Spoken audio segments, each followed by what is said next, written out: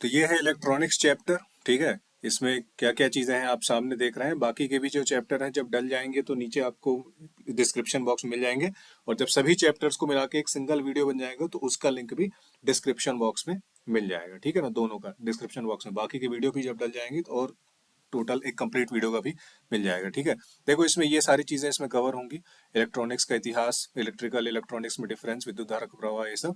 और नोट्स आपको दिखा देता हूँ, नोट्स को कुछ इस तरह से है ना, थोड़ा पार्ट प्रिंटेड है और थोड़ा पार्ट मैंने हाथ से बनाया, जैसे ये है ना इस टाइप का, है ना, ये कुछ पार्ट मैंने हाथ से बनाया है इस टाइप का, है ना, ये तो कंप्यूटर वाला है आपको दिखा रहा हूँ। ठीक है, नोट्स मिक्स टाइप के रहेंगे। ठीक है, समझ में पूरा आ जाएगा उसकी गारंटी मेरी है ना। एनर्जी बैंड, ऊर्जा बैंड, अर्धचालक, ये सारी चीजें फिर इमेज बना के मैंने समझाया है। कहीं से भी इलेक्ट्रॉनिक्स अगर समझ में नहीं आती है तो यहाँ पे इलेक्ट्रॉनिक्स समझ में आ जाएगी, कम से कम वो चीजें जितनी आपकी सिलेबस में है और सामने लिखी हुई है। ठीक है, तो आप टाइम वेस्ट नहीं करते हुए सीधे आगे पहुंचेंगे। और ये टॉपिक ऊपर नीचे हो सकते हैं, जैसे हिस्ट्री ऑफ इलेक्ट्रॉनिक्स आपको शुरू में नहीं मिलेगा, बीच में कहीं मिलेगा या लास्ट मिलेगा। इलेक्ट्रिकल इलेक्ट्रॉनिक्स शुरू में नहीं मिलेगा, लास्ट में मिलेगा। ठीक है, मैंने अपनी सहूलियत के हिसाब से, ताकि आपको जल्दी इलेक्ट्रॉनिक्स समझ में आए, वैसे मैंने चीजों को स्टार्ट किया। जैसे सबसे पहले मैंने स्टार्ट किया कि करंट बहता कैसे है ना, बेसिक अंडरस्टैंडिंग आपकी बनाने के लिए। उसके बाद धीरे धीरे करके जैसा मेरे को लगा मैंने टॉपिक ऐड कर दिया। ठीक है, लास्ट तक देखना, पसंद आएगा तो लाइक करना, कमेंट जरूर डाल देना। ठीक है, और बाकी की वीडियो जब होंगे तो नीचे comment box, sorry, description box में लिंक आपको मिल जाएगी और कंप्लीट वीडियो को भी मिल जाएगी। चलो अब बढ़ते हैं टॉपिक की तरफ। तो देखो करंट कैसे फ्लो होता है, जल्दी जल्दी वो देख लेते हैं। बहुत सिंपल है, कोई रॉकेट साइंस नहीं है इसमें, है ना। वैसे एक एज ए सब्जेक्ट अगर आप डीप में पढ़ेंगे तो बहुत सारी चीजें मिलेंगी, लेकिन मैंने सिंप्लीफाई करके आपको बता रहा हूँ कि किसी भी चीज में जब आप देखते हैं कि करंट फ्लो हो रहा है, लोहा हो तांबा हो, तो करंट बेसिकली फ्लो ऐसे होता है कि होता क्या है, कोई भी पदार्थ हो, मान लो यहाँ लोहा मैंने एक एग्जाम्पल लिया है, तो जिस भी पदार्थ में करंट फ्लो होता है उसको कंडक्टर बोलते हैं, है ना। आगे बताऊंगा आपको। तो क्या होता है जब आप बैटरी से कनेक्ट करते हो, किसी पावर सोर्स से कनेक्ट करते हो, यहाँ मैंने बैटरी से कनेक्ट किया है, ये आपके बिजली का प्लग भी हो सकता है घर का। तो हर पदार्थ में इलेक्ट्रॉन होते हैं और फ्री इलेक्ट्रॉन होते हैं। कुछ में होते हैं फ्री इलेक्ट्रॉन, कुछ में नहीं भी होते हैं। फ्री इलेक्ट्रॉन की बात करें, ठीक है, इलेक्ट्रॉन सब में होते हैं, मैं फ्री इलेक्ट्रॉन की बात कर रहा हूँ, यानी कि जो बंधे नहीं होते, सिंपल भाषा में जो बंधे नहीं होते। तो करंट का फ्लो मतलब इलेक्ट्रॉन का फ्लो। ठीक है, तो होता क्या है, जब आप बैटरी से कनेक्ट करते हो किसी भी कंडक्टर को, किसी भी ऐसी चीज को जिसमें करंट फ्लो हो सकता है, तो यहां से इलेक्ट्रॉन निकलना स्टार्ट होता है। ठीक है, नेगेटिव टर्मिनल से। क्यों? इलेक्ट्रॉन का जो आवेश होता है, जिसे चार्ज कहते हैं इंग्लिश में, वो नेगेटिव होता है ना। तो यहां से इलेक्ट्रॉन निकलना स्टार्ट करता है। ठीक है, ये तीर का निशान मैंने बनाया, बैटरी के नेगेटिव टर्मिनल से इलेक्ट्रॉन निकलता है। तो ऐसे निकलते निकलते जहां पे आप कनेक्ट करके रखते हो वहां पहुंचता है। तो होता क्या है, इस पदार्थ के अंदर भी बहुत सारे इलेक्ट्रॉन है। ठीक है, कुछ इलेक्ट्रॉन बंधे होते हैं और कुछ इलेक्ट्रॉन खुले होते हैं, यानी कि आवारा इलेक्ट्रॉन जिन्हें जिन्हें बोलते हैं, फ्री इलेक्ट्रॉन। तो होता क्या है, यहां से इलेक्ट्रॉन जाता है बैटरी से और धक्का मारता है। यस, लिटरली धक्का मारता है। तो जैसे ही धक्का मारता है तो यहां से पुश होता है, तो इधर साइड का एक इलेक्ट्रॉन निकल जाता है ना। जिस इलेक्ट्रॉन को धक्का मारता है वो इलेक्ट्रॉन नहीं निकलेगा, जरूरी नहीं है भाई। जब ये कमरा है और इस कमरे में यहाँ से भीड़ है और यहाँ से किसी ने धक्का मारा, तो ऐसा थोड़ी कि जिसको धक्का पड़ेगा वो बाहर निकलेगा, नहीं। यहाँ का दरवाजा खुला है अगर, तो धक्का इधर से पड़ेगा तो जो दरवाजे के पास जो है वो बाहर निकलेगा। तो सेम, बैटरी के नेगेटिव टर्मिनल से इलेक्ट्रॉन निकलता है, घुसता है कंडक्टर के अंदर, धक्का मारता है इलेक्ट्रॉन, तो इस साइड से जो पॉजिटिव टर्मिनल से कनेक्टेड है वहां से एक इलेक्ट्रॉन पदार्थ से बाहर निकलता है। ठीक है, तो ये इलेक्ट्रॉन निकला निकला बाहर आके ये पॉजिटिव में घुस गया। ठीक है, तो ये आपका फ्लो बन गया ऐसा। इसी को बोलते हैं कि सर्किट कंप्लीट हो गया, या फिर आपने सुना होगा सर्किट क्लोज हो गया, है ना। और ओपन हो गया मतलब क्या, यहां से अगर मैं तोड़ दूं इसको, कि बैटरी से सिर्फ नेगेटिव टर्मिनल कनेक्ट करके रखूं और पॉजिटिव मान लो यहां से हटा दिया, है ना, तो होगा क्या, नेगेटिव टर्मिनल यहां से जाएगा ऐसे, इलेक्ट्रॉन इधर धक्का मारेगा, लेकिन ये तो खुला हुआ है यहां से। तो जब खुला हुआ है तो इलेक्ट्रॉन आगे घुसेगा कैसे पॉजिटिव टर्मिनल में, नहीं घुसेगा ना, तो करंट फ्लो नहीं हो पाएगा। इसका मतलब वो ओपन सर्किट था। अभी क्या है, ये क्लोज सर्किट है, यानी कि पूरी तरह से बंद है और इलेक्ट्रॉन का फ्लो हो रहा है। ठीक है ना। तो इलेक्ट्रॉन का फ्लो कहां से होता है, नेगेटिव से, ये गया नेगेटिव से पॉजिटिव की तरफ, और करंट का फ्लो माना जाता है पॉजिटिव से नेगेटिव की तरफ। ठीक है, ऐसा माना जाता है, करंट का फ्लो पॉजिटिव से नेगेटिव की तरफ और इलेक्ट्रॉन का फ्लो नेगेटिव से पॉजिटिव की तरफ। ठीक है, करंट का फ्लो किसके कारण होता है, फ्री इलेक्ट्रॉन्स के द्वारा होता है। ठीक है, आई होप ये आपको करंट फ्लो समझ में आ गया होगा। अब देखो, करंट फ्लो के आधार पर ही पदार्थों को मुख्यतः तीन भागों में बांटा जाता है। ठीक है, पदार्थ मतलब मटेरियल।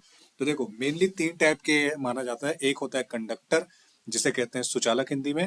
एक होता है इंसुलेटर जिसे हिंदी में कुचालक कहते हैं, और एक इन दोनों का बीच का होता है जिसे कहते हैं सेमी कंडक्टर यानी अर्धचालक। तो देखो, कंडक्टर मतलब सुचालक, जैसे लोहा हो गया, तांबा हो गया, चांदी हो गया ना, पेल के इसमें से बिजली फ्लो होती है, ठीक है, यानी बहुत कम प्रतिरोध होता है।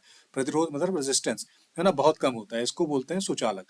इंसुलेटर यानी कुचालक, बिजली फ्लो होती ही नहीं है। जैसे आपको एग्जांपल बता दूं कि लकड़ी, लकड़ी से बिजली फ्लो नहीं होगी। हीरा, हीरे से बिजली फ्लो नहीं होगी। प्लास्टिक, प्लास्टिक से बिजली फ्लो नहीं होगी। तो ये इंसुलेटर कहलाएगा। रबड़, रबड़ से बिजली नहीं फ्लो होगी, तो इसको क्या बोलते हैं, कुचालक, ठीक है। एक होता है जो इन दोनों के बीच में आता है, यानी कि पूरी तरह से इंसुलेटर नहीं होता और पूरी तरह से बहुत अच्छा कंडक्टर भी नहीं होता, इसको बहुत अच्छा कंडक्टर बनाया जाता है, ठीक है ना। तो ये बीच का जो प्राणी है इसको बोलते हैं अर्धचालक, तभी तो नाम है ना अर्धचालक, यानी पूरा अच्छे से चालक नहीं है, अर्धचालक है, सुचालक और कुचालक के बीच का है। इसको बोलते हैं सेमी कंडक्टर यानी अर्धचालक, ठीक है। अब ये भी दो टाइप के होते हैं। एक होते हैं कि इंट्रिंसिक यानी कि प्योर यानी शुद्ध अर्धचालक, इसमें कुछ नहीं मिलाया जाता, जैसे सिलिकॉन हो गया, जी मतलब जर्मेनियम हो गया, इसमें कुछ नहीं मिला है, ठीक है, इंट्रिंसिक यानी कि प्योर अर्धचालक। दूसरे होते हैं एक्सट्रिंसिक यानी कि अशुद्ध यानी कि इम्प्योर अर्धचालक। इसमें क्या होता है कि देखो, चूंकि ये अर्धचालक है तो बहुत ज्यादा तो विद्युत का प्रवाह होता नहीं है इनमें से, तो हम क्या करते हैं, इसमें से कुछ चीजें मिलाते हैं, कुछ अशुद्धियां मिलाते हैं, ताकि क्या हो, कंडक्टिविटी इसकी बढ़ जाए, बिजली का फ्लो इसमें से बढ़ जाए, ठीक है ना। तो जो हम मिलाते हैं अशुद्धियां, उसको बोलते हैं डोपिंग, जो कि मैं बताऊंगा आगे डिटेल में बताऊंगा डोपिंग, ठीक है ना। अभी ये सोचो कि अर्धचालक में जो अशुद्धि मिलाते हैं, क्यों, करंट का फ्लो बढ़ाने के लिए या उस फ्लो को कंट्रोल करने के लिए, ठीक है ना। तो उस प्रक्रिया को बोलते हैं डोपिंग यानी अशुद्धि मिलाना। और डोपिंग करने के बाद दो टाइप के अर्धचालक बनते हैं, ठीक है ना। एक होता है पी टाइप, पी मतलब प्योर, सॉरी पी मतलब पॉजिटिव, ठीक है ना, और एन मतलब नेगेटिव, ठीक है ना। ये मैं आपको बताऊंगा आगे, पी टाइप और एन टाइप डिटेल में बताऊंगा, ठीक है, डायग्राम के साथ बताऊंगा, ठीक है ना। अभी आई होप आपको पदार्थ समझ में आ गया होगा कि विद्युत चालकता के हिसाब से पदार्थ कितने टाइप के होते हैं, ठीक है। अब इसी में हम एक चीज देख लेंगे, एक थ्योरी आती है कंडक्शन बैंड की थ्योरी आती है, ठीक है, वो एग्जाम में पूछ लेता है। तो आप कंडक्शन बैंड की थ्योरी देख लेंगे, उसके बाद ये पी टाइप और एन टाइप में आगे हम समझेंगे कि कैसे ये काम करता है, ठीक है।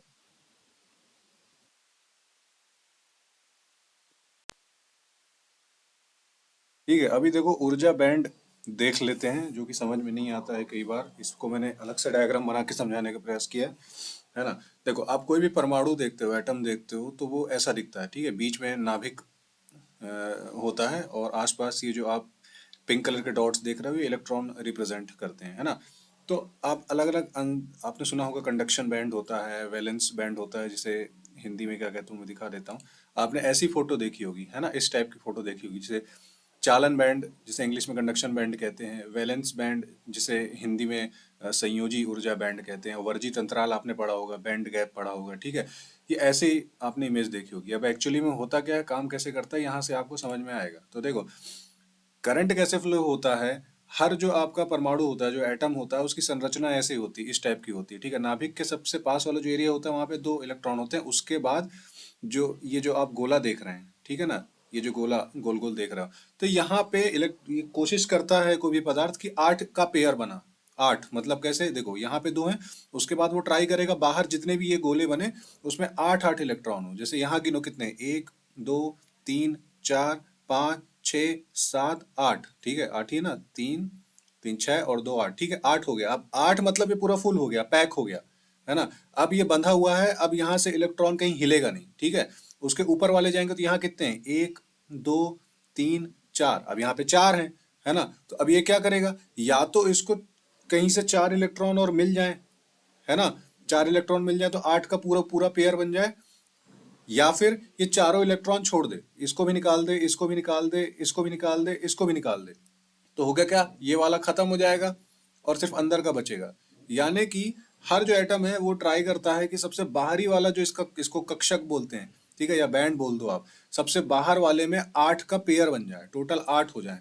अब वो मान लो किसी के में सबसे बाहर एक है ना, यहाँ सिर्फ एक है, सबसे बाहर वाले में एक है, तो वो क्या ट्राई करेगा भाई, कैसे भी करके एक निकल जाए। क्यों, क्योंकि एक का निकालना ज्यादा आसान होता है बजाय इसके कि सात को अट्रैक्ट करना, है ना। सात इलेक्ट्रॉन अट्रैक्ट करेगा यहाँ पे आठ बनाने के लिए, इससे अच्छा एक को छोड़ दे, एक यहाँ से निकल जाएगा, तो अंदर वैसे ही यहाँ पे आठ है। मान लो किसी में दो हैं तो वो सोचेगा दो को निकाल दूं, है ना। मान लो यहाँ पे पांच हैं, सबसे बाहर में पांच हैं, तो वो क्या करेगा, वो ये करेगा भाई, पांच को निकालना कठिन होता है ना, लेकिन तीन इलेक्ट्रॉन अट्रैक्ट करके यहाँ पे आठ का पेयर बना लेना ज्यादा आसान होता है। ठीक है, तो इस तरह से संरचना काम करती है। अब होता क्या है, जब तक इलेक्ट्रॉन इस बैंड में है, ये वाले बैंड में है, ठीक है ना, जिसको वैलेंस बैंड बोलते हैं, आप करंट का फ्लो नहीं कर सकते, है ना। करंट का फ्लो करने के लिए आपको मैंने बताया करंट कैसे फ्लो होता है, इलेक्ट्रॉन से, जिसको फ्री इलेक्ट्रॉन बोलते हैं, आवारा इलेक्ट्रॉन बोलते हैं।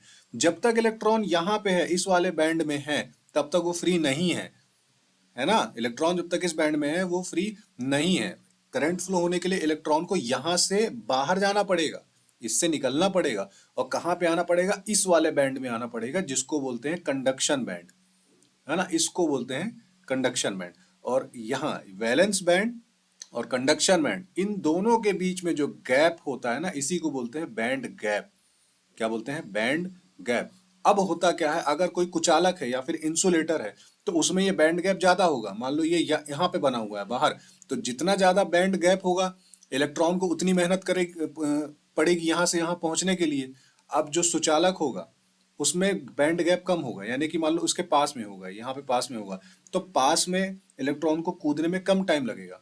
ठीक है, तो वही होता है, वैलेंस बैंड से कंडक्शन बैंड में जब इलेक्ट्रॉन जाता है, तभी इलेक्ट्रिसिटी फ्लो होती है। नंबर एक। नंबर दो, जो कुचालक होते हैं, इंसुलेटर होते हैं, उसमें ये बैंड गैप बहुत ज्यादा होता है ना। तो जो बहुत ज्यादा बैंड गैप होता है, मान लो यहाँ पे है, ऐसे गोला बना हुआ यहाँ पे है, तो चूंकि बहुत ज्यादा बैंड गैप है, तो इलेक्ट्रॉन जा ही नहीं पाएगा।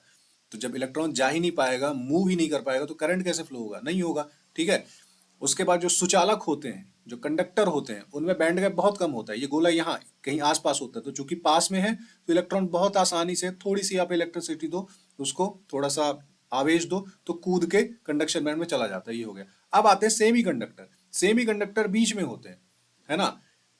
इंसुलेटर में बैंड गैप बहुत ज्यादा होता है, ठीक है।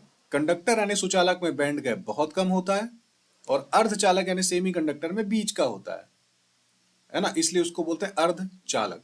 तो ये आपको समझ में आ गया, ठीक है, ऐसे स्ट्रक्चर काम करता है। अब इसको रिप्रेजेंट कैसे करते हैं, ऐसे ही रिप्रेजेंट करते हैं, ठीक है, ऐसे। वो जो मैंने गोला बनाया एक्चुअल में वैसे होता है, रिप्रेजेंट ऐसे किया जाता है, ठीक है। तो वो देखो, चालक, चालक में क्या होता है, ये संयोजी ऊर्जा बैंड जिसे वैलेंस बैंड कहते हैं, और ये चालन बैंड जिसे कंडक्शन बैंड कहते हैं। इसमें ऑलमोस्ट कोई गैप नहीं होता, कोई गैप नहीं होता, ठीक है। तो जब कोई गैप नहीं है, तो इलेक्ट्रॉन यहां से निकल के आराम से कंडक्शन बैंड में चले जाएंगे, ठीक है ना।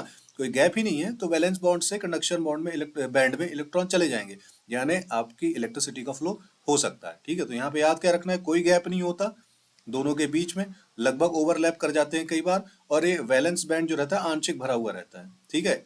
अब कुचालक में आ जाते हैं, जैसे मैंने आपको बताया इंसुलेटर जिसे कहते हैं, तो ये आपका वैलेंस बैंड है ना, जिसे संयोजी बैंड कहते हैं। ये आपका कंडक्शन बैंड है, जिसे चालन बैंड कहते हैं। अब इन दोनों के बीच में बैंड गैप बहुत ज्यादा, जो मैंने इमेज बताया था, ठीक है।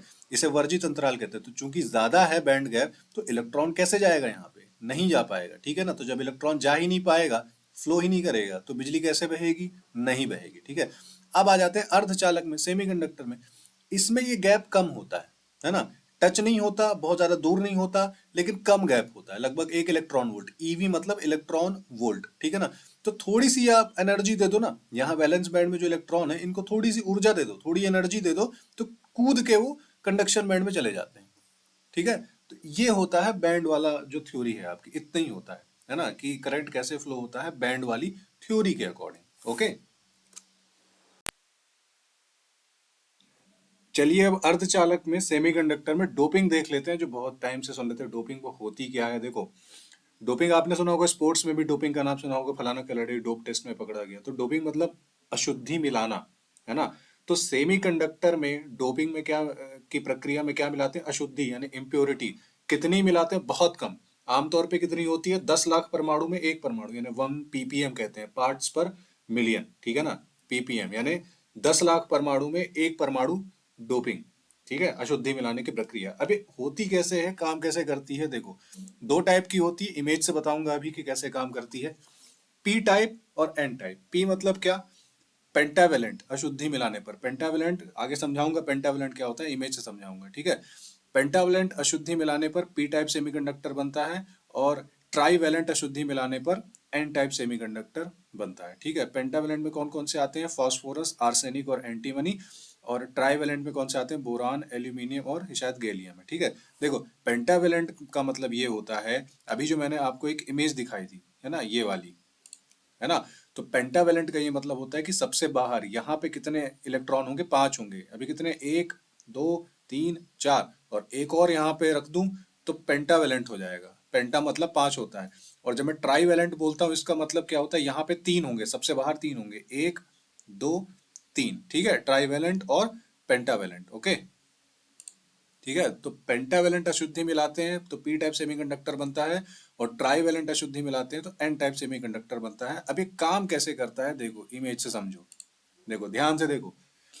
पेंटावेलेंट मतलब मैंने क्या मिलाया, फॉस्फोरस मिलाया, ठीक है। मैंने क्या बोला, पेंटावेलेंट में सबसे बाहर 5 इलेक्ट्रॉन होते हैं, तो देखो ये पी लिखा मतलब फॉस्फोरस, 1 2, ये वाला भी 3, ये 4 और ये 5, 5 हुए। तो फास्फोरस के पास कितने इलेक्ट्रॉन है, 5 इलेक्ट्रॉन है। हमने मिलाया किस में है, सिलिकॉन में मिलाया है, ठीक है। सिलिकॉन एक अर्धचालक है, और सिलिकॉन के सबसे बाहर कितने होते हैं, 4 होते हैं। ये देखो, ये एसआई मतलब सिलिकॉन, 1 2 3 4, ठीक है। सिलिकॉन में कितने होते हैं, 4 होते हैं। फास्फोरस में कितने होते हैं, 5 होते हैं, 1 2 3 4 5, ठीक है।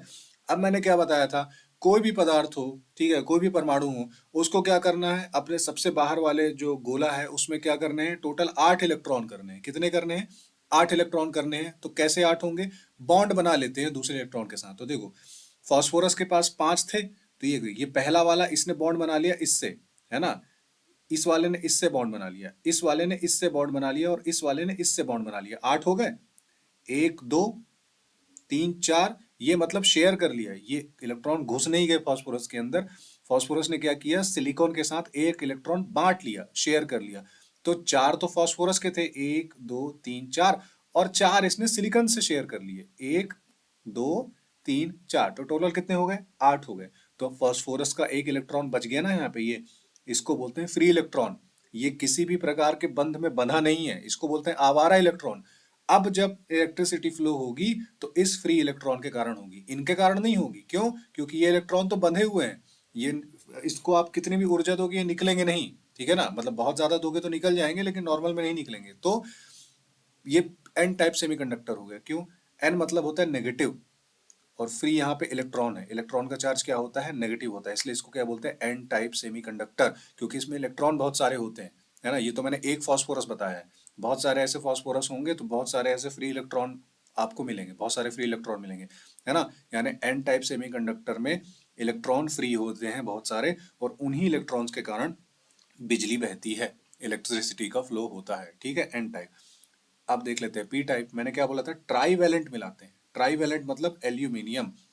एल्यूमिनियम के सबसे बाहर में होते हैं 3 इलेक्ट्रॉन, 1 2 3। ये देखो, ये खाली है, ये सफेद कलर का है, ये इलेक्ट्रॉन नहीं है ना। तो देखो, 1 2 3, ठीक है। और सिलिकॉन में तो 4 ही होते हैं, अभी आपको बताया, 1 2 3 4। इस सिलिकॉन में भी 1 2 3 4, ठीक है ना।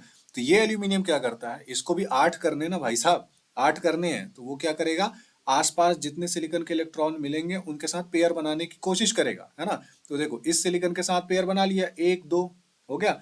इस वाले सिलिकॉन के साथ पेयर बना लिया, 1 2, ठीक है ना। इस वाले सिलिकॉन के साथ बना लिया, 1 2, टोटल कितने हो गए, 6, है ना। लेकिन अब एल्यूमिनियम के सबसे बाहर तो 3 ही इलेक्ट्रॉन है ना एल्यूमिनियम के पास, 1 2 3, चौथा तो इसके पास है ही नहीं, है ना। तो यहाँ पे ये क्या है, प्रेजेंस ऑफ होल। होल क्या होता है, होल मतलब इलेक्ट्रॉन की अनुपस्थिति। जैसे अंधेरा क्या होता है, अंधेरा कोई चीज नहीं होती। लाइट आप हटा दोगे तो वहां पे अंधेरा हो जाएगा, तो कोई चीज नहीं है। तो लाइट की अनुपस्थिति क्या होती है, अंधेरा, है ना, ठीक है। लाइट की अनुपस्थिति अंधेरा होती है, तो वैसे ही इलेक्ट्रॉन की अनुपस्थिति क्या होती है, होल। तो ये कोई चीज नहीं है, यहाँ पे कोई इलेक्ट्रॉन नहीं है, इसलिए होल मानते हैं यहाँ पे। तो ये एक पेयर यहाँ बन जाता है ना।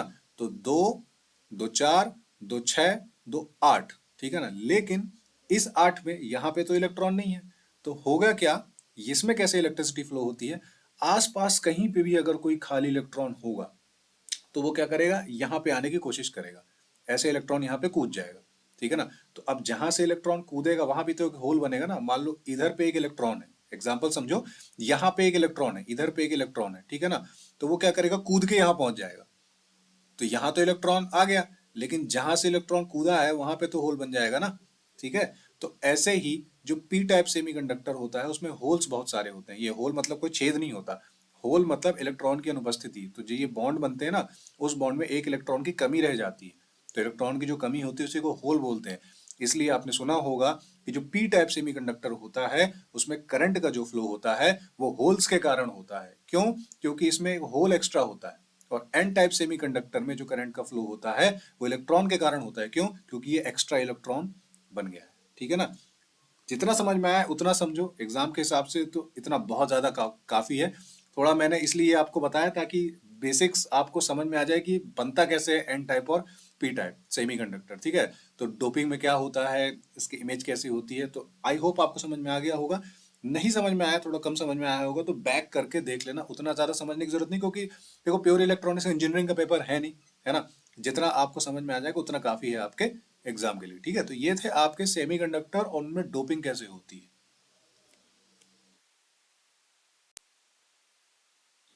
अब बिल्कुल ध्यान से देखना, आपने जो सुना होगा पीएन जंक्शन डायोड, एक्चुअल में ये बनता कैसे है पीएन जंक्शन डायोड, तो ध्यान से सुनो। पी टाइप का सेमीकंडक्टर होता है अर्धचालक, एन टाइप का सेमीकंडक्टर होता है अर्धचालक। ठीक है, तो पी टाइप में होल ज्यादा होते हैं, ठीक है। एन टाइप सेमीकंडक्टर में इलेक्ट्रॉन ज्यादा होते हैं। ठीक है, होल को पॉजिटिव से दर्शाया है, एन को इलेक्ट्रॉन को नेगेटिव से दर्शाया है। तो होता क्या है, जब पी टाइप के अर्धचालक को और एन टाइप के अर्धचालक को आपस में जब जोड़ा जाता है, ठीक है, ये पी टाइप है और ये एन टाइप है, अभी सोचो इनको आपस में जोड़ा गया, तो होता क्या है, जहां पे जोड़ते हैं जंक्शन के पास वाले स्थान पे, ये जो होल्स होते हैं और इलेक्ट्रॉन्स होते हैं ये आपस में मिलना शुरू करते हैं, है ना। और होल्स और इलेक्ट्रॉन्स आपस में मिलके एक दूसरे को न्यूट्रलाइज कर देते हैं, है ना। सिंपल भाषा में आपको समझा रहा हूँ, है ना, होता फिर और बहुत कुछ होता है, लेकिन सिंपल भाषा में समझा रहा हूँ। एक दूसरे को न्यूट्रलाइज करते हैं और ऐसा समझो कि खत्म हो जाते हैं, तो बीच में एक खाली जगह बच जाती है, ये है ना, यहाँ पे ना होल होता है ना इलेक्ट्रॉन, खाली है। इस खाली पट्टी को कहते हैं डिप्लीशन रीजन, है ना। और ये एक दीवार की तरह काम करती है जो कि करंट को बहने से रोकती है, क्योंकि दीवार बन गई, अब करंट कैसे बहेगा, है ना। तो ये आपका बेसिकली होता है पी एन जंक्शन डायोड। अब देखते हैं इसमें दो कंडीशन, एक होती है फॉरवर्ड बायस, एक होती है रिवर्स बायस, जो कि आपने पढ़ा होगा। अब ध्यान से सुनो, फॉरवर्ड बायस और रिवर्स बायस क्या होता है। फॉरवर्ड बायस में क्या होता है, जो पी टाइप है उसको पॉजिटिव से कनेक्ट किया जाता है और जो एन टाइप है उसको नेगेटिव से कनेक्ट किया जाता है। ठीक है, फॉरवर्ड बायस, देखो फॉरवर्ड का मतलब क्या होता है, आगे बढ़ना, है ना। पी टाइप को पॉजिटिव से, एन टाइप को नेगेटिव से कनेक्ट किया जाता है। अब होता क्या है, बैटरी का ये पॉजिटिव हिस्सा है और आपको पता होगा कि एक टाइप के जो आवेश होते हैं एक दूसरे को दूर धकेलते हैं। जैसे जो चुंबक का जो नॉर्थ पोल होता है उसके पास अगर दूसरे चुंबक का नॉर्थ पोल यानी उत्तरी ध्रुव लाओगे तो एक दूसरे से दूर भागेंगे ना, और नॉर्थ नॉर्थ और साउथ लाओगे तो एक दूसरे को अट्रैक्ट करते हैं। सेम यहाँ पे होता है, ये जो बैटरी है, ठीक है, बैटरी का पॉजिटिव सिरा पी से आपने जोड़ दिया और यहाँ पे पॉजिटिव है, तो होता क्या है, ये इसको धक्का देगा, ये पॉजिटिव वाला इसको धक्का देगा, और ये नेगेटिव आपने यहाँ नेगेटिव से जोड़ के रखा है, तो नेगेटिव नेगेटिव एक दूसरे को रिपेल करेंगे ना, दूर भगाएंगे। तो ये पॉजिटिव वाला ये होल को धक्का देगा, ये नेगेटिव वाला ये इलेक्ट्रॉन को धक्का देगा। तो होता क्या, इधर इधर से इलेक्ट्रॉन को धक्का मिल रहा है, इधर से होल को धक्का मिल रहा है, तो इस दीवार की चौड़ाई धीरे धीरे कम होती है, पतली होती है, और पतली होते होते क्या होती है, टूट जाती है।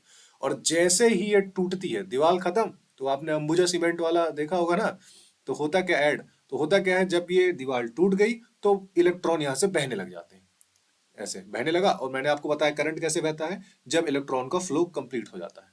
ये आपका सर्किट क्लोज हो गया, है ना, इसको क्लोज सर्किट बोलते हैं। दीवार टूट गई, यहाँ से इलेक्ट्रॉन को धक्का दे रहे हैं और ये इलेक्ट्रॉन ऐसे धक्का देते रहते, ये पूरा हो जाएगा। इसको क्या बोलते हैं, इसको बोलते हैं फॉरवर्ड बायस, है ना। फॉरवर्ड बायस में करंट बहता है। अब दूसरी जो कंडीशन होती है उसको बोलते हैं रिवर्स बायस। तो देख लेते हैं रिवर्स बायस में क्या होता है। देखो ये फोटो देख रहा हो, इसको बोलते हैं रिवर्स बायस।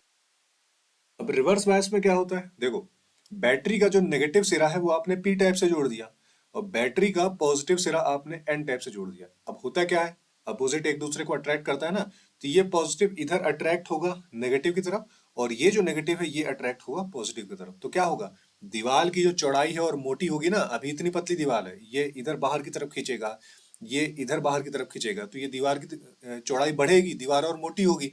तो जब दीवार मोटी होगी तो करंट कैसे बहेगा, है ना, मोटी दीवार में करंट कैसे बहेगा, बीच में अवरोधक की तरह काम होगा ना।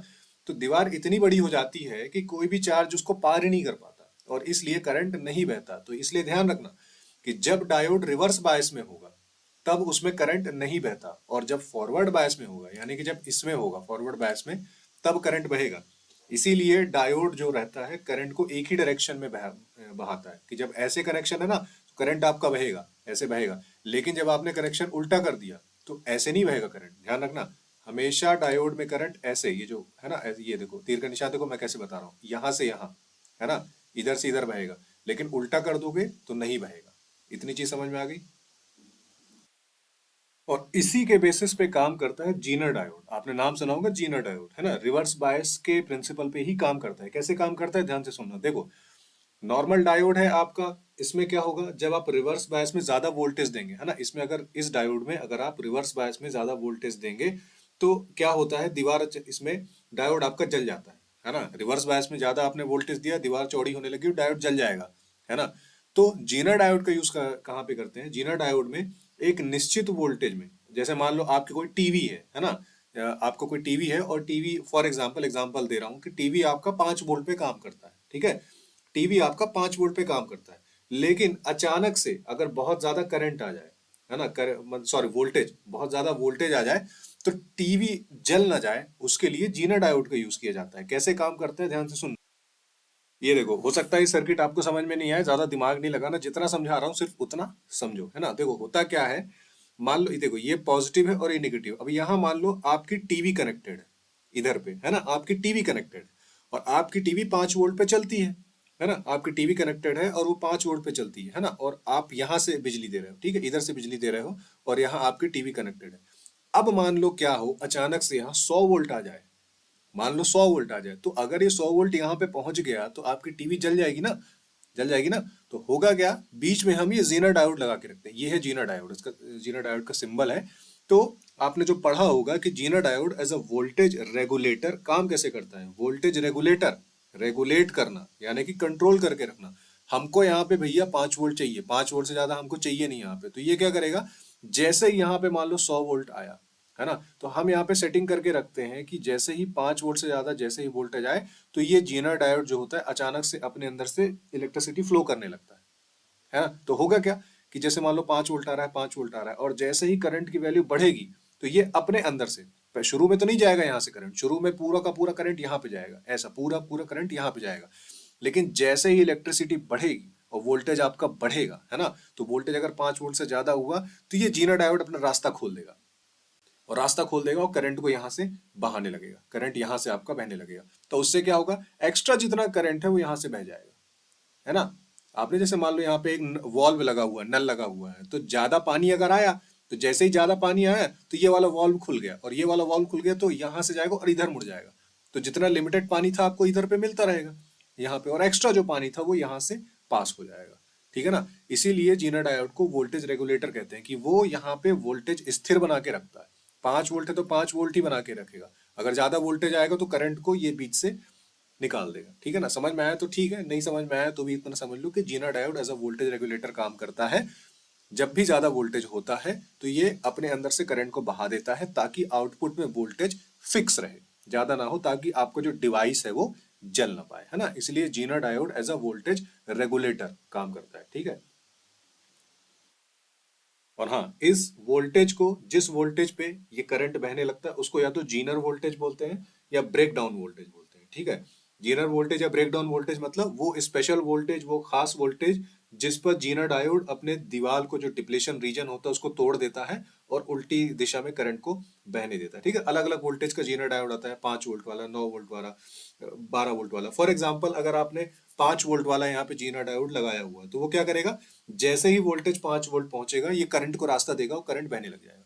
अगर आपने 9 वोल्ट वाला लगाया है, तो जैसे ही करंट यहाँ पे 9 वोल्ट क्रॉस करेगा, तो क्या होगा, ये खुल जाएगा जीना डायोड और यहाँ से करंट बहने लगेगा। मतलब आउटपुट वो फिक्स रखेगा, है ना, ज्यादा बढ़ने नहीं देगा।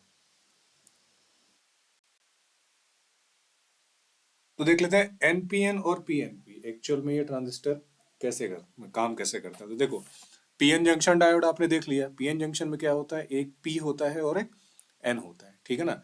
एनपीएन और पीएनपी में बस यही डिफरेंस होता है, एक एन, एक पी और एक एन, ठीक है, ये एनपीएन हो गया। और पीएनपी में क्या होता है, एक पी टाइप, एक एन टाइप, एक और पी टाइप, ठीक है ना। यही होता है एनपीएन और पीएनपी, है ना। एग्जाम के हिसाब से आपको बस इतना ही समझना है, एनपीएन ऐसा होता है और पीएनपी इस टाइप का होता है, ठीक है। अब एक्चुअल में जो रियल वर्ल्ड में देखोगे तो ये ऐसा दिखता है एनपीएन ट्रांजिस्टर, है ना, एक काले कलर का रहेगा। पीएनपी और एनपीएन दोनों एक जैसे दिखते हैं, ठीक है ना, काले कलर के होता है, और इसमें 3 ऐसे लेग्स निकले रहते हैं। ये 3 लेग्स निकले रहते हैं और इस टाइप का सिंबल है ना। एनपीएन ट्रांजिस्टर का सिंबल ये है और पीएनपी ट्रांजिस्टर का सिंबल ये है, ठीक है ना। अब ट्रांजिस्टर जो है ये दो टाइप का काम करते हैं। ट्रांजिस्टर एज ए स्विच काम करते हैं और ट्रांजिस्टर एज एन एम्पलीफायर भी काम करते हैं, है ना। और ज्यादातर जो यूज होता है वो एनपीएन ट्रांजिस्टर का यूज होता है। क्यों? क्योंकि एनपीएन ट्रांजिस्टर की स्पीड ज्यादा होती है। क्यों ज्यादा होती है? क्योंकि देखो एनपीएन में ये एक एन और दो एन है ना, मतलब इलेक्ट्रॉन यहाँ पे ज्यादा होंगे और पी में होल रहता है, होल कम होंगे और इलेक्ट्रॉन की स्पीड ज्यादा होती है होल से, ठीक है ना। और पीएनपी में क्या है, देखो दो पी है मतलब होल ज्यादा है और केवल एक एन है यहाँ पे, मतलब इलेक्ट्रॉन कम है ना। यानी कि होल ज्यादा है और इलेक्ट्रॉन कम है, और इलेक्ट्रॉन की स्पीड ज्यादा होती है, होल की स्पीड कम होती है। तो ज्यादातर किसका यूज किया जाता है? ज्यादातर यूज किया जाता है एनपीएन ट्रांजिस्टर का, ठीक है, एज ए स्विच यूज किया जाता है। क्यों?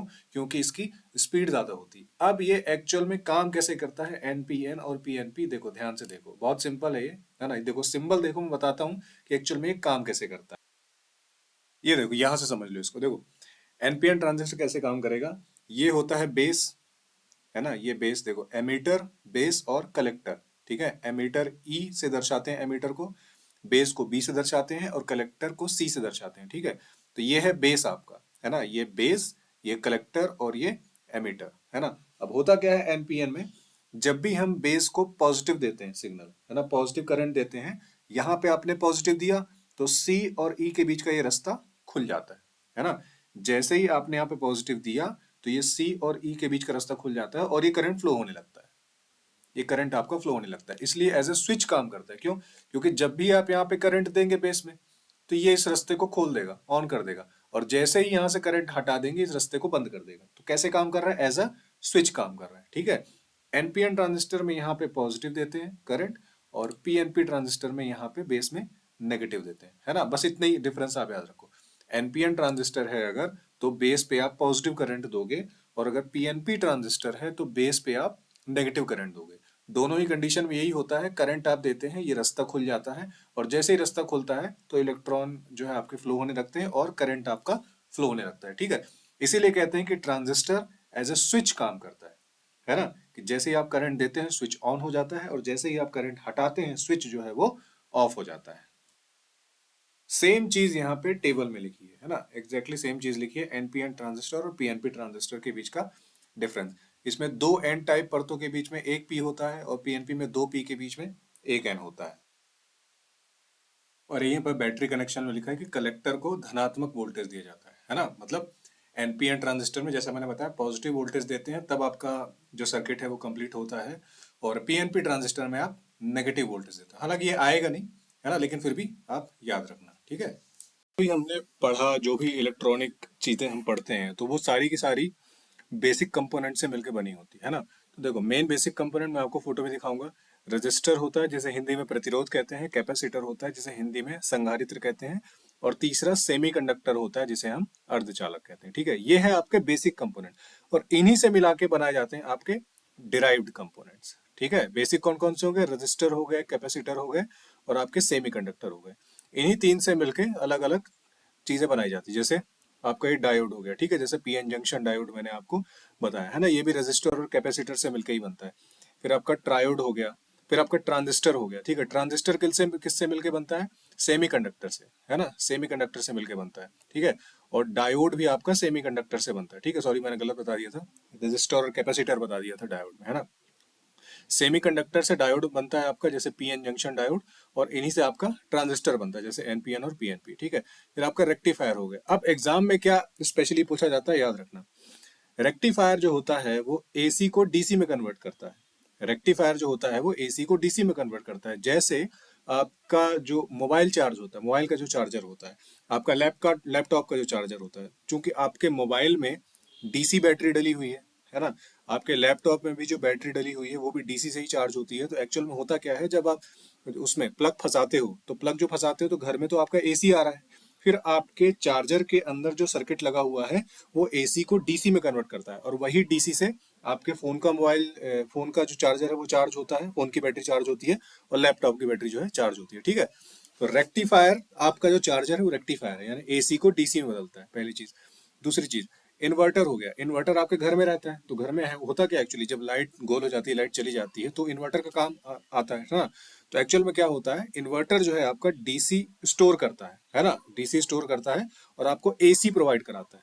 क्योंकि जब आपके घर लाइट जाती है, फिर आप इन्वर्टर ऑन करते हो और घर की चीज़ों को यूज़ कर पाते हो, तो वो घर की जो चीज़ें हैं वो तो एसी से चलती हैं।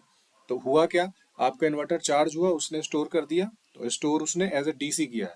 फिर उसके बाद जब आपके घर लाइट जाती है, तो आप इन्वर्टर ऑन करते हो, इन्वर्टर उस डीसी को एसी में कन्वर्ट करता है, ठीक है।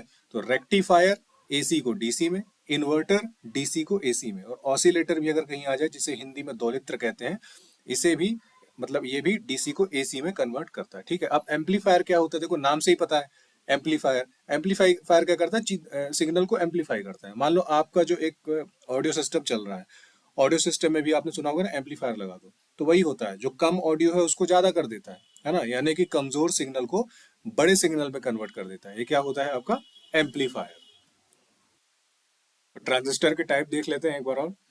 ट्रांजिस्टर, बाइपोलर जंक्शन ट्रांजिस्टर, एक होता है फील्ड इफेक्ट ट्रांजिस्टर और एक होता है अलग से स्पेशल टाइप के ट्रांजिस्टर, ठीक है। तो बाइपोलर जंक्शन ट्रांजिस्टर के अंदर ही तो आते हैं आपके एनपीएन और पीएनपी। एफईटी के अंदर मेन दो आते हैं, जेएफईटी और मॉसफेट, और अलग से कुछ स्पेशल टाइप के होते हैं, जैसे फोटो ट्रांजिस्टर और डार्लिंगटन ट्रांजिस्टर, ठीक है। इन्हीं की मैंने एक लिस्ट तैयार कर दी है ना, जैसे ये है ना, वही मैंने लिखा है यहाँ पे। मुख्य श्रेणी बीजेटी, तो बीजेटी के दो टाइप है, एनपीएन और पीएनपी।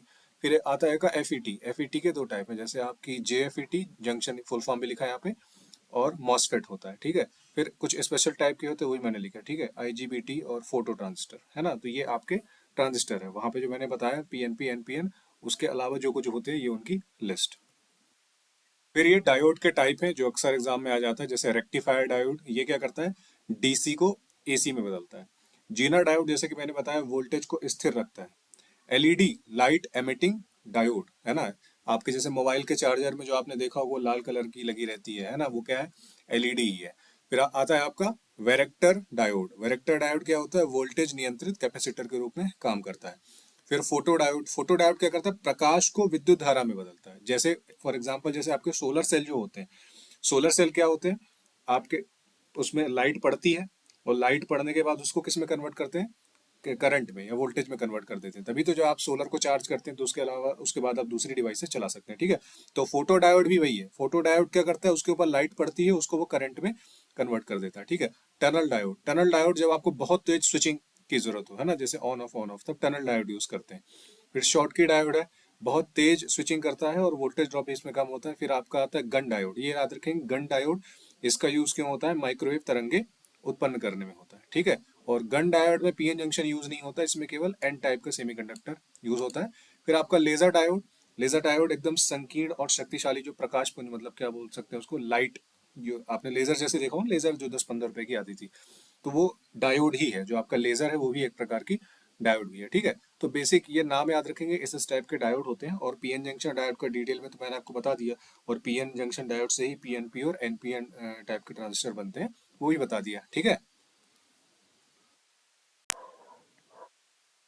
अति चालकता या सुपर कंडक्टिविटी, देखो क्या होता है, जब किसी पदार्थ में, जब कोई पदार्थ, कोई मटेरियल, कोई धातु, मिश्र धातु होता है, उसको बहुत ही कम टेम्परेचर में ठंडा किया जाता है, ठीक है, जिसको बोलते हैं क्रिटिकल टेम्परेचर।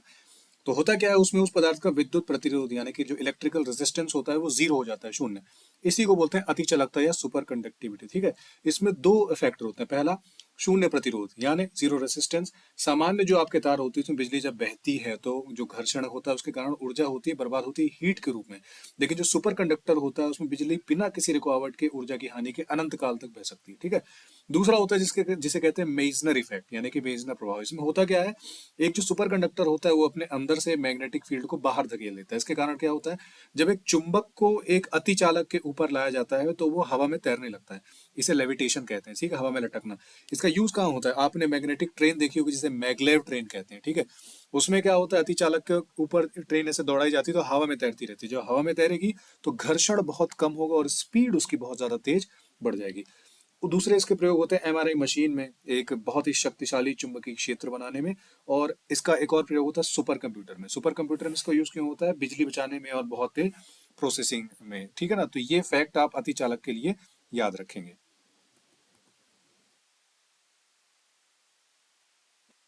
अब देखिए फजी लॉजिक क्या होता है। अगर नॉर्मल इंग्लिश में अगर आप इसे देखेंगे तो फजी मतलब क्या होता है, अस्पष्ट, या जिसे कह सकते हैं धुंधला। तो देखो, जैसा कि आप जानते हैं कि जो बूलियन लॉजिक होता है, यानी कि कंप्यूटर में जो यूज होता है, वो 0 और 1 के बीच में काम करता है। यानी के बीच मतलब 0 और 1 ही होता है, इसमें दो वैल्यू होती है, 0 और 1। फजी लॉजिक में क्या होता है, 0 और 1 के बीच, यानी कि मान लो हाँ या ना के बीच में जितनी वैल्यू होती है उसको भी कंसीडर किया जाता है। जैसे मान लो हम कहते हैं कि पानी 45.5 डिग्री सेंटीग्रेड गर्म है, तो हम क्या कहते हैं, हम ऐसा ऐसा नहीं कहते कि एकदम टेम्परेचर बताएंगे, ठीक है 45.5 डिग्री सेल्सियस पानी गर्म, नहीं, हम कहते हैं पानी थोड़ा गर्म है, थोड़ा ज्यादा गर्म है, बहुत गर्म है, काफी ज्यादा गर्म है। तो ये बीच की स्टेट हो गई, गर्म, ज्यादा गर्म, कम गर्म, थोड़ा ठंडा, ये बीच की स्टेट हो गई। अब यूज इसका कहाँ किया जाता है, एक एग्जांपल मैंने लिखा वॉशिंग मशीन। अब आपने कई सारी मशीन्स में, जैसे वॉशिंग मशीन हो गई, एसी की मशीन हो गई, इसमें नंबर देखे होंगे ना। जैसे वॉशिंग मशीन में बोलेंगे 1 नंबर पे चला दो, या पंखा एक एग्जांपल है ना, कि एक एक नंबर पे चला दो, 2 नंबर पे चला दो, 3 नंबर पे चला दो। तो पंखे में ऐसा नहीं होता कि पंखा तेज कर दो, पंखा धीमा कर दो। अगर आपके पंखे में बटन है 1 से लेके 5 तक, तो आप उसे सेट कर सकते हैं कि मान लो थोड़ी सी आपको हवा चाहिए तो 2 नंबर पे सेट कर दिया, थोड़ी ज्यादा चाहिए तो 3 नंबर पे सेट कर दिया, और बहुत ज्यादा चाहिए तो 4 नंबर पे सेट कर दिया। तो इसमें ऐसी दो चीजें नहीं है कि पंखा तेज चला दो, पंखा धीरे चला दो। इन दोनों के बीच में ही बहुत सारी वैल्यूज होती हैं, जो बहुत सारी मशीन्स में होती है। वॉशिंग मशीन में भी अगर आप देखेंगे तो कपड़े आप बोलते हैं, ऐसा नहीं होता कि वॉशिंग मशीन केवल दो ऑप्शन में चलती है, कि बहुत ज्यादा तेज चल गई और बहुत ज्यादा धीरे चल गई, नहीं, उसमें बीच के भी ऑप्शन होते हैं, कपड़ों के हिसाब से होते हैं, ठीक है। तो इसे बोलते हैं फजी लॉजिक, है ना, कि हाँ भी नहीं होता, ना भी नहीं होता, बीच की वैल्यूज होती हैं, ठीक है। तो अब देख लेते हैं इलेक्ट्रॉनिक्स का वो टॉपिक जिसमें बहुत बार लोगों को कंफ्यूजन होता है, क्योंकि शायद वो दिमाग में अच्छे से जा नहीं पाता है, लॉजिक गेट्स। तो देखो, गेट कुछ नहीं होता है, गेट में अंदर ट्रांजिस्टर लगे होते हैं, और ट्रांजिस्टर स्विचिंग का काम करता है। स्विच मतलब आपके घर में जैसे स्विच लगे होते हैं, स्विच की कितनी कंडीशन होती है, आप स्विच दबाते हो या तो स्विच चालू होता है या बंद होता है। पंखा जब आप चलाते हो, मान लो आपने पंखे का बटन दबाया, तो होगा क्या, पंखे का बटन आपने दबाया, प्रेस किया, तो पंखा ऑन होगा या तो पंखा ऑफ होगा। तो ऑन मतलब क्या है, बिजली बह रही है, ऑफ मतलब बिजली नहीं बह रही, ठीक है।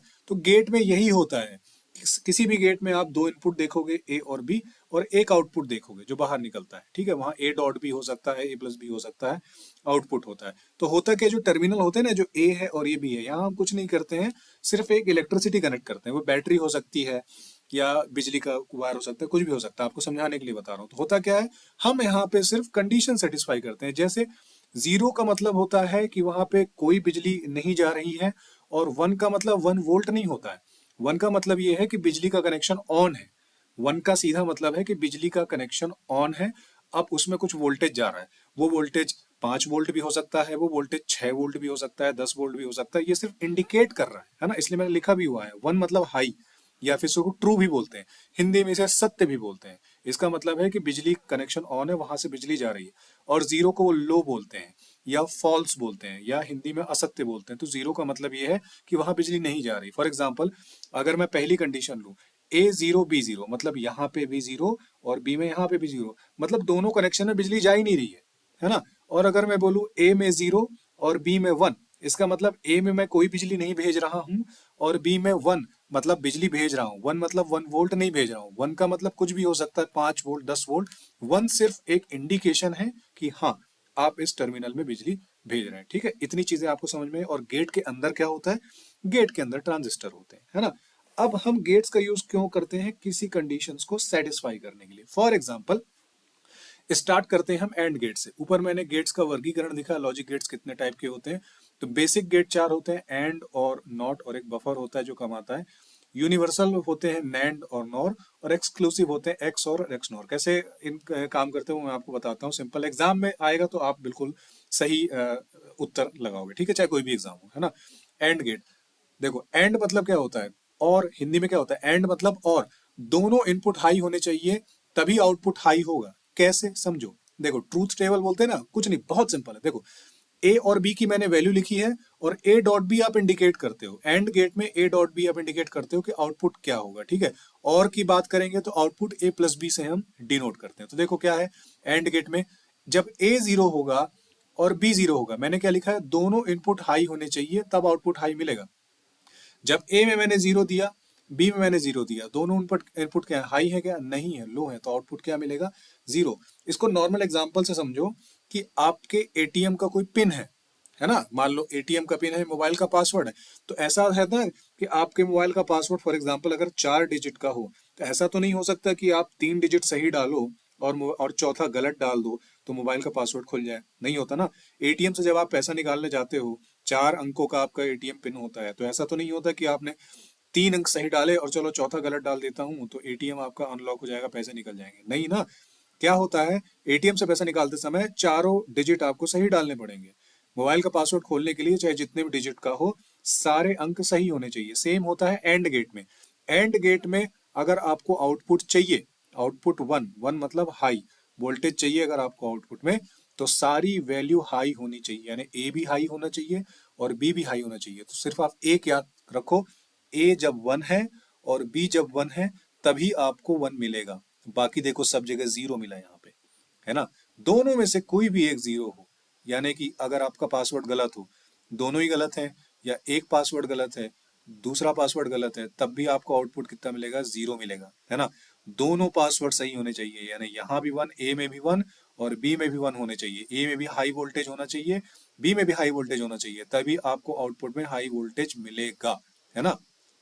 सेकंड आ जाते हैं और का क्या मतलब होता है, अथवा, यानी दो में से कोई एक, है ना। और मतलब अथवा, दो में से कोई एक, यानी कि दो में से कोई एक इनपुट भी अगर हाई रहेगा तो आपको इनपुट हाई मिलेगा। फॉर एग्जाम्पल आपके घर में 2 गेट है और दो में से कोई एक गेट भी खुला है तो आप अंदर घुस सकते हो ना। अगर दोनों गेट बंद हैं तो अंदर नहीं घुस पाओगे, लेकिन दो में से कोई भी एक गेट खुला है तो आप अंदर घुस सकते हो। यानी कि दो इनपुट में से कोई भी इनपुट एक अगर हाई हो तो आउटपुट आपको हाई मिलेगा। जैसे देखो, वन वन, यहाँ तो दोनों इनपुट हाई हैं तो वन ही मिलेगा। वन जीरो, कोई एक हाई है ना तो आउटपुट में वन मिलेगा। जीरो वन, बी वाला हाई है तो आउटपुट में वन मिलेगा। अब दोनों जीरो हैं तो आउटपुट में हाई कैसे मिलेगा, मतलब दोनों दरवाजे जीरो जीरो, मतलब समझ लो दोनों दरवाजे बंद हैं तो आउटपुट कैसे मिलेगा, हाई नहीं मिलेगा। ठीक है, तो एंड मतलब क्या है, सिर्फ इतना याद रखो कि दोनों इनपुट हाई होने चाहिए, और मतलब दो में से कोई एक इनपुट हाई होना चाहिए, ठीक है ना। नॉट आ जाते हैं, नॉट मतलब समझो उल्टा, यानी आप जो भी इनपुट दोगे वो उल्टा कर देगा। अगर जीरो दोगे तो वन देगा आउटपुट में, वन दोगे तो जीरो आउटपुट में देगा। ठीक है, इनका यूज कहाँ किया जाता है, गेट्स में। करोड़ों अरबों आपके गेट्स लगे होते हैं आपके कंप्यूटर में, जो इलेक्ट्रॉनिक सर्किट्स में, और ये 1 0 पे काम करते हैं। 1 0 मतलब हाई और लो वोल्टेज पे काम करते हैं, ठीक है ना। कैसे, ये जो मैंने आपको बताया था कंप्यूटर वाले पार्ट में कि कंप्यूटर 0 1 में कैसे काम करता है। ठीक है, अगर आपने नहीं देखा हो वीडियो, या अगर लॉन्ग वीडियो देख रहे होंगे तो देख ली चुके होंगे, नहीं देखा होगा तो नीचे प्लेलिस्ट दी होगी, उसमें मैं आपको बताया था क्या, कि 0 और 1 में कंप्यूटर कैसे काम करता है। ठीक है, कंप्यूटर सिर्फ और सिर्फ 0 और 1 में ही काम करता है और कुछ उसको समझ नहीं आता। इसलिए कंप्यूटर में, उसके चिप में हजारों लाखों करोड़ों ये ऐसे गेट्स बने होते हैं, और इन गेट्स के अंदर क्या होता है, ट्रांजिस्टर होता है। ठीक है, नॉट का मतलब क्या है, उल्टा। अगर आप इनपुट वन दोगे तो जीरो मिलेगा, जीरो दोगे तो वन मिलेगा। ठीक है, बफर मतलब सेम, अगर वन दोगे तो वन ही मिलेगा, जीरो दोगे तो जीरो ही मिलेगा। ठीक है, अब आ जाते हैं आपके जो मिल के गेट बनते हैं जिनको बोलते हैं यूनिवर्सल गेट, नैंड और नॉर। तो देखो, नैंड और नॉर बहुत सिंपल है। देखो, नैंड मतलब नॉट एंड, यानी एंड उल्टा कर दो, ठीक है, एंड उल्टा कर दो।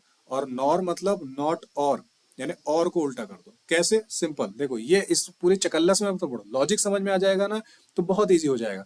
Not and, for example and में दोनों इनपुट हाई होने चाहिए तभी आपको हाई मिलता है ना। ये देखो मैंने क्या बोला था, दोनों इनपुट हाई होने चाहिए तभी आपको हाई मिलता है।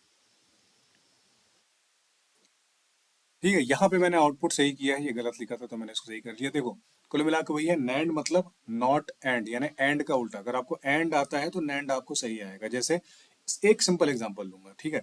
एंड में क्या होता है, दोनों इनपुट वन होने चाहिए, यानी हाई होने चाहिए, तभी आउटपुट आपको वन मिलता है। तो मैं एक एग्जांपल लूंगा सिंपल, उसी हिसाब से समझ जाओगे। तो एंड गेट में क्या, वन और वन, दोनों वन होते हैं तभी वन मिलता है, बाकी सब में जीरो मिलता है। तो एंड में आप उसका उल्टा कर दो, है ना। वन और वन में एंड में कितना मिलेगा, वन मिलेगा, वन का उल्टा कर दो जीरो, ठीक है ना।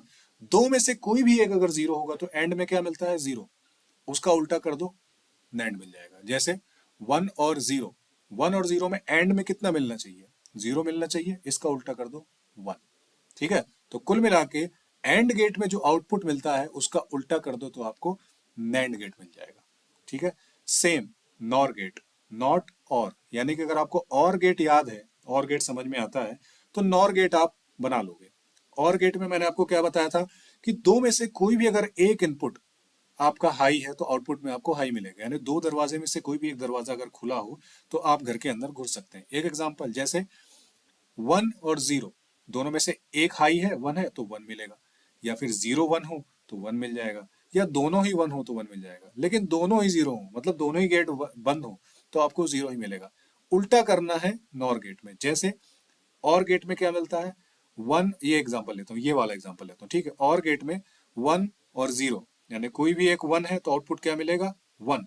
इसका उल्टा कर दो 0, ठीक है। दूसरा एक एग्जांपल ले लेता हूँ कि 0 और 1, दो में से एक 1 है, हाई है, तो और में आउटपुट क्या मिलेगा, 1, ठीक है।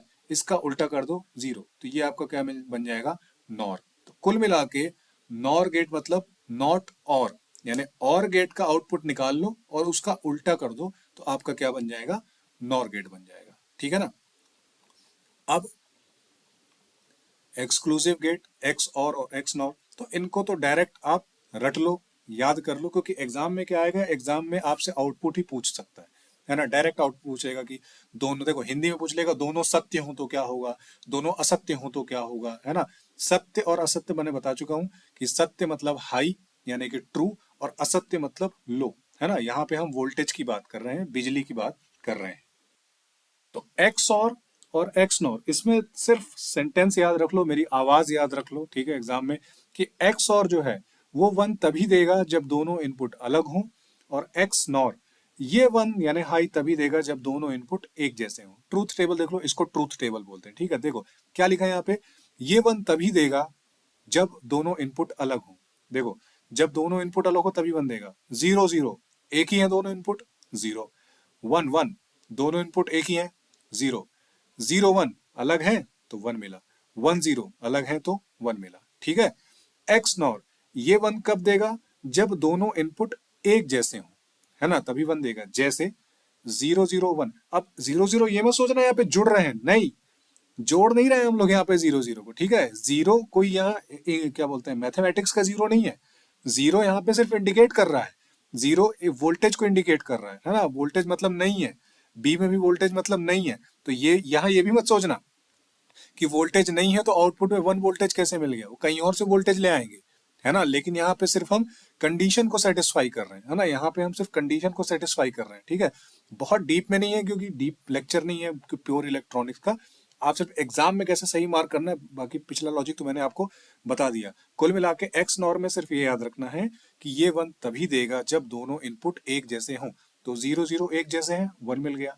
1 1 एक जैसे हैं, 1 मिल गया। अब 1 0 एक अलग है तो 0 मिल गया, और 1 1 दोनों अलग है तो 0। यहाँ पे इनपुट मैंने सुधार लिया, गलत लिखा हुआ था, 0 कर लिया मैंने, ठीक है। जल्दी जल्दी में नोट्स बनाते टाइम कुछ थोड़ी बहुत गलती हो जाती है ना। देखो एक्स नॉर क्या है, ये 1 तब देगा जब दोनों इनपुट एक जैसे हों, ठीक है। तो 0 0 एक जैसे इनपुट है तो 1 मिल गया, 1 1 एक जैसे इनपुट है तो 1 मिल गया, और 1 0 अलग अलग इनपुट है, 0 मिलेगा। 0 1 अलग अलग इनपुट है तो 0 मिलेगा, ठीक है। तो गेट से रिलेटेड कोई भी क्वेश्चन आएगा, ये एक बार सिर्फ देख लेना, वापस से जब जब भी एग्जाम, कोई भी एग्जाम, वापस से आके ये वीडियो देख लेना, नोट्स को रिवाइज कर लेना, गेट से आपका क्वेश्चन तो गलत नहीं होगा, ठीक है।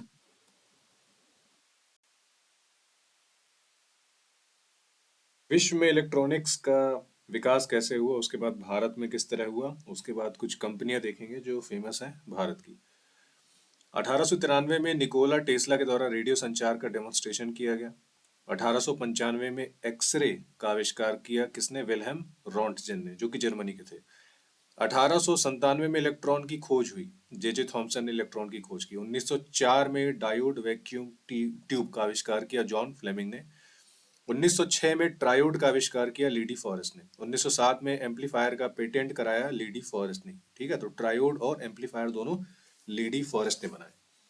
उसके बाद 1912-13 में, जस्ट 5 साल के बाद, ट्रायोड का यूज ऑसिलेटर के रूप में किया, यानी दोलित्र के रूप में किया। ऑसिलेटर बताऊंगा क्या होता है, ठीक है। किसने, लीडी फॉरेस्ट और एडविन एच आर्मस्ट्रॉन्ग ने। 1920 में दुनिया का पहला रेडियो प्रसारण हुआ यूएसए में। और बहुत बड़ी क्रांति आई 1947-48 में, जब ट्रांजिस्टर का आविष्कार किया। बहुत इंपॉर्टेंट है, किसने किया, जॉन बेरेडीन, वॉल्टर ब्रेटन और विलियम शॉकले ने, है ना, जिसके लिए 1956 में नोबेल मिला इन्हें, ठीक है। अगली क्रांति हुई 10 साल के बाद जब आईसी चिप का आविष्कार हुआ। आईसी मतलब इंटीग्रेटेड सर्किट, बहुत इंपॉर्टेंट है, ये क्रांति ला दी थी इसने। जैक किल्बी ने किया था आईसी का आविष्कार, जिसके लिए उन्हें भी नोबेल मिला। 1968 में माइक्रो प्रोसेसर का विकास हुआ, एक तरह की आईसी होती है माइक्रो प्रोसेसर, और मार्शियन हॉफ ने किया, है ना, 1968 में, जो इंटेल कंपनी में काम करते थे, ठीक है। उसके बाद आ जाते हैं भारत में किस तरह इलेक्ट्रॉनिक्स की प्रगति हुई। सबसे पहले 1954 में बेल कंपनी बनी, है ना, भारत इलेक्ट्रॉनिक्स लिमिटेड, बेल, जिसका हेडक्वार्टर कहाँ पे, बेंगलोर में। 1970 में इलेक्ट्रॉनिक्स विभाग भारत में बना, पहली बार ट्रांजिस्टर का प्रयोग किया गया, ठीक है। इलेक्ट्रॉनिक्स विभाग यानी कि डिपार्टमेंट ऑफ इलेक्ट्रॉनिक्स की स्थापना कब हुई, 1970 में। 1974 में सीईएल की स्थापना हुई, सेंट्रल इलेक्ट्रॉनिक्स लिमिटेड, कहाँ पे, गाजियाबाद में। 1982 में भारत में पहली बार कलर टीवी का प्रसारण हुआ, कब, 1982 में। 1984 में समीर की स्थापना हुई, जो कि मुंबई, समीर मतलब society for applied microwave electronics engineering and research, ठीक है, 1984 में स्थापना हुई। 1985 से 90 के बीच में 7वीं पंचवर्षीय योजना में राजीव गांधी सरकार द्वारा इलेक्ट्रॉनिक्स को बढ़ावा देने का प्रयास किया गया। राजीव गांधी ने इलेक्ट्रॉनिक्स उद्योगों को कहा राइज इंडस्ट्री, है ना, राइज इंडस्ट्री। 1990 में सीमैट की स्थापना हुई, जो कि मुंबई में है, centre for materials for electronics technology, electronics औद्योगिकी प्रौद्योगिकी सामग्री केंद्र। 1994 में एनआईईएलटी की स्थापना हुई, हिंदी में कहते हैं राष्ट्रीय इलेक्ट्रॉनिक्स और सूचना प्रौद्योगिकी संस्थान, जो कि दिल्ली में है, national institute of electronics and information technology. 1995 में प्रौद्योगिकी विकास बोर्ड अधिनियम आया, है ना, एक्ट आया 1995 में, और प्रौद्योगिकी विकास बोर्ड कब बना, सन 2000 में, ठीक है, टेक्नोलॉजी डेवलपमेंट बोर्ड, प्रौद्योगिकी विकास बोर्ड।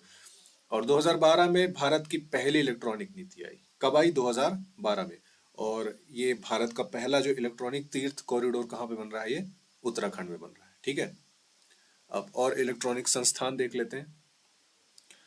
1909 में इंडियन इंस्टीट्यूट ऑफ साइंस, बहुत फेमस है, ये बेंगलोर का है, आईआईएससी कहते हैं इसके, है ना, इंडियन इंस्टीट्यूट ऑफ साइंस, ये बना कहाँ पे, बेंगलोर में, 1909 में बना थे। 1945 में बना टीआईएफआर, नाम इसका आपने सुना होगा, टाटा मूलभूत अनुसंधान संस्थान, Tata institute of fundamental research, TIFR, कहाँ पे है ये, मुंबई में है।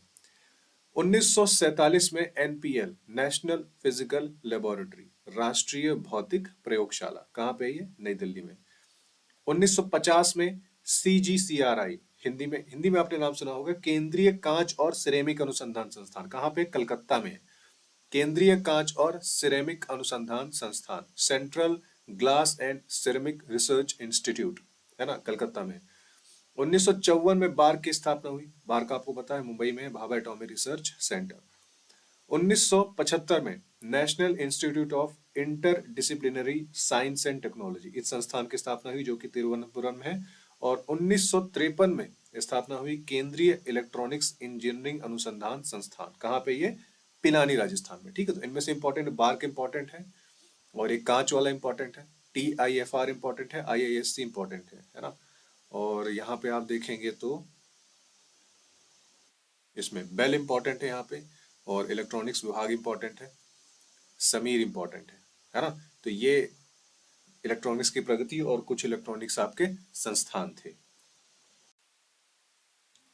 तो चलिए फटाफट कुछ पॉइंट्स का वापस से रिवीजन कर लेते हैं, एक बार देख लेते हैं, है ना, लाइन से। तो देखो, सबसे पहले देखेंगे इलेक्ट्रॉन, है ना, इलेक्ट्रॉन का चार्ज क्या होता है, नेगेटिव होता है, ठीक है। क्या होता है इलेक्ट्रॉन, परमाणु के सबसे बाहरी कोश में स्थित गतिशील कण, है ना। उसके बाद होल्स, होल्स क्या होता है, होल्स खुद में कोई चीज नहीं होती। इलेक्ट्रॉन अगर कहीं पे रखा हुआ है और वो इलेक्ट्रॉन कहीं से दूसरी जगह मूव कर जाता है ना, तो वहां पे एक होल बन जाता है, अपन ऐसा कह सकते हैं। तो जैसे इलेक्ट्रॉन का जो आवेश होता है, जो चार्ज होता है, वो नेगेटिव होता है, वैसे ही होल का जो चार्ज होगा वो पॉजिटिव होगा, ठीक है ना। इलेक्ट्रॉन ज्यादा किस में पाए जाएंगे, एन टाइप के सेमीकंडक्टर में, और होल ज्यादा कहाँ पे पाए जाएंगे, पी टाइप के सेमीकंडक्टर में, ठीक है। नेक्स्ट आते हैं करंट। करंट क्या होता है, इलेक्ट्रॉन का मूवमेंट, है ना। जैसे आपको बताया था इलेक्ट्रॉन नेगेटिव से निकल के पॉजिटिव में से जा रहा था, तो वही आपका करंट कहलाता है ना। तो वही लिखा है, आवेश प्रवाह की दर, इलेक्ट्रॉन या होल के चलने की दर, प्रवाह की दर मतलब चलने की दर, है ना। और करंट की जो इकाई है वो क्या कहलाती है, एम्पियर कहलाती है। ठीक है, नेक्स्ट देख लेते हैं। देखो प्रवाह की दिशा, तो करंट की दिशा क्या होती है, जैसा मैंने आपको बताया था कि इलेक्ट्रॉन जब बहते हैं तो उसी को करंट कहते हैं। तो नॉर्मली करंट की जो दिशा मानी जाती है वो इलेक्ट्रॉन की उल्टी मानी जाती है ना। क्या मानी जाती है, पारंपरिक करंट की दिशा इलेक्ट्रॉन के बहने की दिशा के विपरीत मानी जाती है, नंबर एक। नंबर दो, अल्पसंख्यक वाहक क्या होता है, जिसे इंग्लिश में कहते हैं माइनॉरिटी कैरियर। तो देखो क्या होता है, जो आपका पी टाइप का सेमीकंडक्टर होता है ना, उसमें पॉजिटिव, पी मतलब पॉजिटिव, होल्स ज्यादा रहेंगे। और जो एन टाइप का कंडक्टर रहेगा उसमें इलेक्ट्रॉन ज्यादा रहेंगे। तो अगर आप एन टाइप के कंडक्ट सेमीकंडक्टर की बात करेंगे तो उसमें होल्स अल्पसंख्यक रहेंगे, यानी होल कम है। और पी टाइप के सेमीकंडक्टर की बात करेंगे तो उसमें इलेक्ट्रॉन्स अल्पसंख्यक रहेंगे, है ना, माइनॉरिटी कैरियर। क्योंकि एन टाइप के सेमीकंडक्टर में इलेक्ट्रॉन ज्यादा है, तो जब इलेक्ट्रॉन ज्यादा है तो होल्स अल्पसंख्यक हो गए, माइनॉरिटी कैरियर हो गए। पी टाइप के सेमीकंडक्टर की बात करेंगे तो उसमें क्या है, होल्स ज्यादा है, होल्स ज्यादा है तो इलेक्ट्रॉन कम है, यानी कि इलेक्ट्रॉन अल्पसंख्यक हो गए। ठीक है, नेक्स्ट देख लेते हैं तापमान का प्रभाव। ये डायरेक्ट एग्जाम में आ सकता है कि तापमान बढ़ाने पर किसी भी सेमीकंडक्टर या फिर अर्धचालक में वाहकों की संख्या बढ़ती है, यानी कि जिससे चालकता आपकी बढ़ जाती है। तो ये आ सकता है कि जब आप टेम्परेचर बढ़ाते हैं तो सेमीकंडक्टर में चालकता बढ़ती है कि घटती है, कंडक्टिविटी बढ़ जाती है। अब देख लेते हैं एसी और डीसी, है ना, अल्टरनेटिव करंट और डीसी यानी डायरेक्ट करंट। तो मैं पहले दिखा देता हूं आपको दोनों दिखते कैसे हैं। तो ये देखो, है ना, ये डीसी मतलब डायरेक्ट करंट और एसी मतलब अल्टरनेटिंग करंट। तो डीसी देखो एक जैसा है ना, इसका मान चेंज नहीं हो रहा। इसका अगर ये 5 वोल्ट है तो 5 वोल्ट ही रहेगा टाइम के साथ। एसी में वैल्यू चेंज होती रहती है, देखो पहले ऊपर जाता है फिर नीचे। अब मान लो ये 230 वोल्ट है तो आपके घर में जो आती है ना वो एसी आती है, और बैटरी से जो निकलती है वो डीसी होती है ना। तो घर में जब आपके मान लो 230 वोल्टेज आता है तो ये जीरो करके ये 230 वोल्ट तक जाएगा, फिर माइनस 230 वोल्ट, फिर प्लस 230 वोल्ट, फिर माइनस 230 वोल्ट, ऐसा। तो एसी की वैल्यू टाइम के साथ ये देखो चेंज हो रही है, डीसी की वैल्यू चेंज नहीं होती, है ना। और इसी को फ्रीक्वेंसी कहते हैं, ये जो चेंज हो रही है ना, ये फ्रीक्वेंसी। 1 मिनट में कितनी बार चेंज होता है ये, है ना, ये 1 मिनट में कितनी बार चेंज होता है उसको बोलते हैं फ्रीक्वेंसी। तो यहाँ पे ये चेंज हो रहा है, एसी में फ्रीक्वेंसी होती है, और डीसी में फ्रीक्वेंसी होती है क्या, नहीं होती। क्यों, क्योंकि डीसी चेंज ही नहीं हो रहा है ना। तो सेम चीज कहाँ पे लिखी है, नोट्स में, ये, है ना। एसी मतलब वह धारा जिसकी दिशा और मान समय के साथ बदलते रहते हैं, है ना। दिशा और मान समय के साथ बदलते रहते हैं, कैसे, ये देखो, कभी ये है, कभी ये है, कभी ये है, कभी ये है। ठीक है, और एसी वह धारा जो केवल एक ही दिशा में स्थिर भाव से चलती रहती है। ठीक है, डीसी एक सीधी रेखा में होती है, और एसी जैसा कि मैंने बताया एक तरंग के रूप में थी। भारत में एसी की आवृत्ति यानी फ्रीक्वेंसी कितनी होती है, 50 हर्ट्ज, यानी 1 सेकंड में 50 बार ऊपर नीचे होती है। और डीसी 0 हर्ट्ज है, क्यों, क्योंकि ऊपर नीचे हो ही नहीं रही है ना, दूरी तक भेजना। ट्रांसफार्मर की मदद से कम ऊर्जा हानि के साथ एसी को दूर तक भेजा जा सकता है, जबकि डीसी को अगर आपको दूर तक भेजना है तो उसमें नुकसान ज्यादा होता है ना। एसी के मुख्य सोर्स क्या है, पावर प्लांट के जनरेटर, घर के बिजली सॉकेट, यानी आपके घर में जो आती है वो एसी होती है। और डीसी मेनली सेल, बैटरी और सोलर पैनल जो होती है वहां से मिलती है।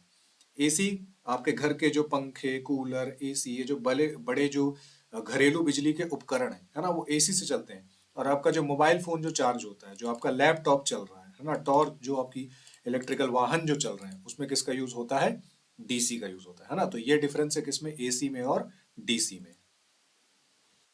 अब उसी एसी और डीसी पे बेस्ड होता है इलेक्ट्रिकल और इलेक्ट्रॉनिक्स, है ना। देखो वोल्टेज क्या लिखा है, ध्यान से देखना। इलेक्ट्रिकल जो है वो उच्च वोल्टेज यानी हाई वोल्टेज पे काम करता है, ठीक है, 230 वोल्ट या 11 किलो वोल्ट से अधिक। और इलेक्ट्रॉनिक्स जो है कम वोल्ट पे काम करते हैं, क्योंकि आप इलेक्ट्रॉनिक के जितने भी गैजेट देखोगे, आप अगर अपना मोबाइल फोन देख लो तो मोबाइल फोन में देखो कितने वोल्ट में चार्ज होता है ना। आप लैपटॉप देख लो कितने वोल्ट में चार्ज होता है, 5 या 6 वोल्ट में चार्ज हो जाता होगा। ठीक है, तो इस जो इलेक्ट्रिकल है वो हाई वोल्टेज पे काम करता है, इलेक्ट्रॉनिक्स लो वोल्टेज पे काम करता है, नंबर एक। नंबर दो, इलेक्ट्रिकल मेनली एसी पे आधारित रहता है, इलेक्ट्रॉनिक्स मेनली डीसी पे आधारित रहता है। कैसे भाई, आपका जो मोबाइल है, जो लैपटॉप है, तो वो चार्ज कैसे होता है, वो एसी से चार्ज नहीं होता, वो डीसी से चार्ज होता है। जब आपका जो चार्जर होता है, जब आप उसको बिजली के सॉकेट में फंसाते हो, है ना, तो वो जो सॉकेट है सबसे पहले उस एसी को डीसी में कन्वर्ट करता है, उसके बाद उस डीसी से आपके मोबाइल को चार्ज करता है, आपके लैपटॉप को चार्ज करता है। ठीक है, तो इलेक्ट्रॉनिक्स उपकरण में क्या यूज होता है, डीसी और कम वोल्टेज, ठीक है। अब इलेक्ट्रिकल जो है वो मुख्य रूप से सुचालकों के ऊपर, सुचालकों का यूज किया जाता है, जैसे आपके तांबा हो गया, लोहा हो गया, इन सब का यूज किया जाता है इलेक्ट्रिकल में। इलेक्ट्रॉनिक में सेमीकंडक्टर का यूज किया जाता है, सिलिकॉन या जर्मेनियम, ठीक है। और इलेक्ट्रिकल में आपके बहुत हैवी जो इलेक्ट्रिकल इंस्ट्रूमेंट होते हैं वो यूज होते हैं, जैसे ट्रांसफार्मर, मोटर, जनरेटर, ये सब, है ना। पंखा, हीटर, लाइट बल्ब, घर के जितने उपकरण आपके यूज होते हैं। और इलेक्ट्रॉनिक में आपके कंपोनेंट कौन कौन से यूज होंगे, diode, transistor, micro processor, IC, integrated circuit, ये आपके कंपोनेंट हैं। और उपकरण की बात करें तो आपका जो मोबाइल हो गया, कंप्यूटर हो गया, टीवी हो गया, टीवी के अंदर के जो इंस्ट्रूमेंट हो गए, कैलकुलेटर हो गया, जितने भी लो वोल्टेज में चलने वाले हैं, ये सारे के सारे इलेक्ट्रॉनिक्स में आ जाएंगे, ठीक है। तो बेसिक डिफरेंस इलेक्ट्रिकल और इलेक्ट्रॉनिक्स का क्या है, इलेक्ट्रिकल में एसी, इलेक्ट्रॉनिक्स में डीसी। इलेक्ट्रिकल ज्यादा वोल्टेज, इलेक्ट्रॉनिक कम वोल्टेज, है ना। घर के जितने उपकरण हैं चूंकि वो एसी पे आधारित होते हैं तो वो इलेक्ट्रिकल इंस्ट्रूमेंट होते हैं, और जो आपके इलेक्ट्रॉनिक पे आधारित इंस्ट्रूमेंट होते हैं, जैसे मोबाइल हो गया, आपका लैपटॉप हो गया, आपका कंप्यूटर होगा, ये सब इलेक्ट्रॉनिक हैं, ठीक है। इलेक्ट्रिकल में मेनली सुचालक यानी लोहा, तांबा, इनका यूज होता है। इलेक्ट्रॉनिक में मेनली सेमीकंडक्टर का यूज होता है, ठीक है। तो ये था इलेक्ट्रिकल और इलेक्ट्रॉनिक्स में मेनली डिफरेंस। अब विद्युत चालकता के आधार पर पदार्थों का वर्गीकरण तो मैं आपको बता ही चुका था, तीन टाइप के होते हैं। एक होता है कंडक्टर, एक होता है इंसुलेटर जिसको कुचालक कहते हैं, तीसरा होता है अर्धचालक, और एक होता है अतिचालक, ठीक है। सुचालक आपको पता है कि इसमें से करंट फ्लो हो सकता है, जैसे जैसे आप इसका टेम्परेचर बढ़ाएंगे इसका जो रेजिस्टेंस है वो बढ़ेगा, है ना, और चालकता घटेगी। और सुचालक में फ्री इलेक्ट्रॉन होते हैं। सबसे बढ़िया सुचालक कौन सा है, चांदी, ठीक है। दूसरा होता है कुचालक, कुचालक जिसमें से बिजली का प्रवाह होता ही नहीं है ना, इसमें कोई मुक्त इलेक्ट्रॉन नहीं होते। इसका एग्जांपल रबड़, सूखी लकड़ी, प्लास्टिक, कांच ही होता है। तीसरा होता है अर्धचालक, अर्धचालक जो सुचालक और कुचालक के बीच में आता है ना, इसे कहते हैं सेमी कंडक्टर। इसमें जब आप तापमान बढ़ाते हैं तो प्रतिरोध घटता है, ध्यान देना।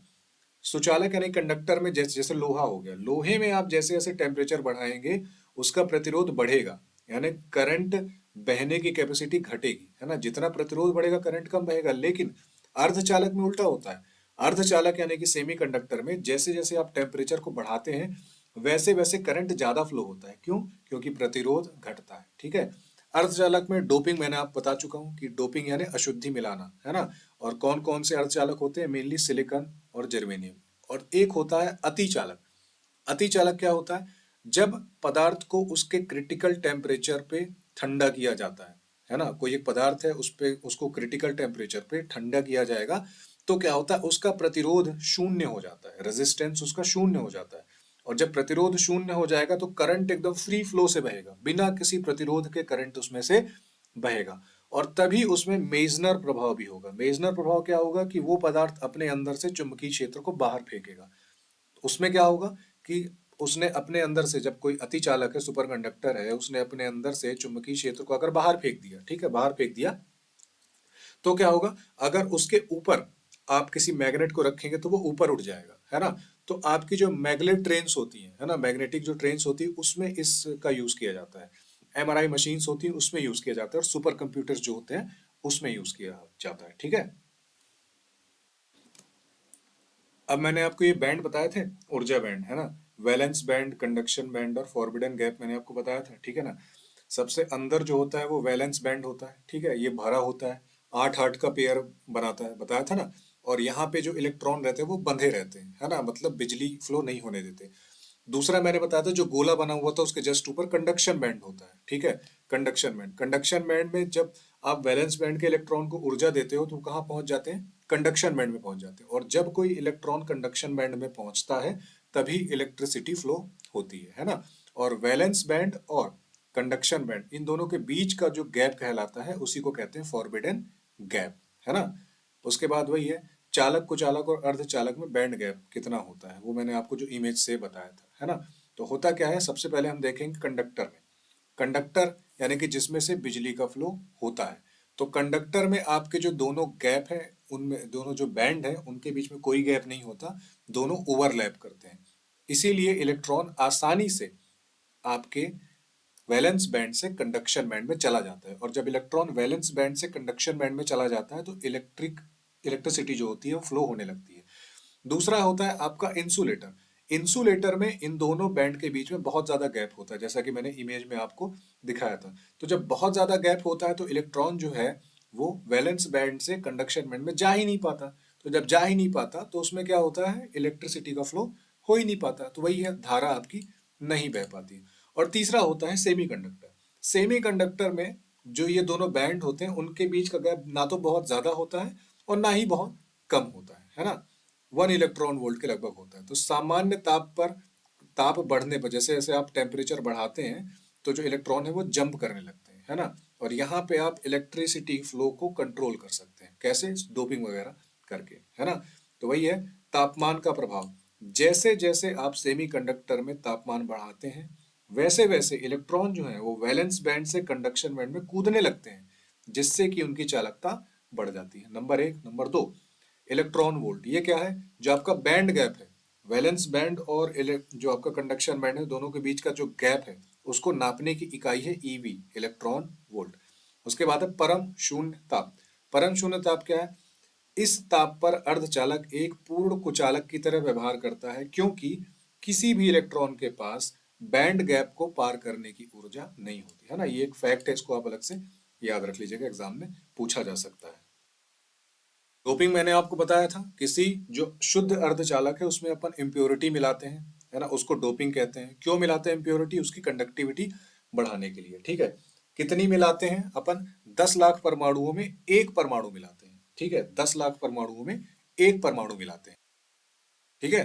तो आपके जो प्योर अर्धचालक होते हैं, प्योर अर्धचालक, उनको क्या कहते हैं, निज अर्धचालक, प्योर सेमीकंडक्टर। इसमें किसी प्रकार की डोपिंग नहीं की जाती, जैसे सिलिकॉन, जर्मेनियम, ये प्योर होते हैं, है ना।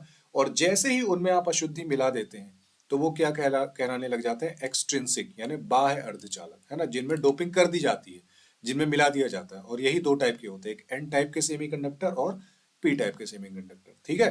प्योर अर्धचालक, इसमें कुछ नहीं मिलाया जाता, है ना, इनको बोलते हैं इंट्रिंसिक। उसके बाद होते हैं एक्सट्रिंसिक, जिनमें आप डोपिंग कर देते हैं। और डोपिंग मतलब अशुद्धियां मिलाना, है ना। क्यों की जाती है डोपिंग, कंडक्टिविटी बढ़ाने के लिए, चालकता बढ़ाने के लिए, है ना, मैंने इमेज से आपको बताया था। और कितनी डोपिंग की जाती है, 10 लाख परमाणुओं में एक अशुद्धि परमाणु। जैसे 10 लाख आपके सिलिकॉन के परमाणु होंगे, उनमें एक परमाणु मिलाया जाएगा डोपिंग का, ठीक है। अब डोपिंग भी कितने टाइप की होती है, दो टाइप की डोपिंग मैंने आपको बताया था, है ना। एक मैंने बताया था आपका पेंटावेलेंट टाइप का, और एक आपको बताया था ट्राइवेलेंट टाइप का, ठीक है। एन टाइप की डोपिंग और पी टाइप की डोपिंग।